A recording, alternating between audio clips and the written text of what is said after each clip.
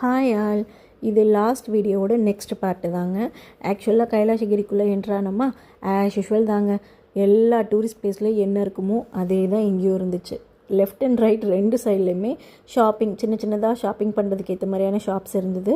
அதுவும் பார்த்திங்கன்னா கிட்ஸையும் லேடிஸையும் அட்ராக்ட் பண்ணுற மாதிரி தான் இருக்குது. பாவம் இந்த ஜென்ஸ் என்ன பாவம் பண்ணாங்களோ தெரியல, அவங்களுக்கு ஒன்றுமே இல்லை. ஸோ பாப்பா வழக்கம் போல் எல்லா பேரண்ட்ஸ் மாதிரி பொருளை பார்த்து கேட்கும்போது வரும்போது வாங்கி தரோன்னு ஏமாற்றி உள்ளே கூட்டிகிட்டு வந்தாச்சு. உள்ளே வந்ததும் பார்த்திங்க அப்படின்னா இங்கே நிறைய ஃப்ரீ கேம்ஸும் இருக்குது.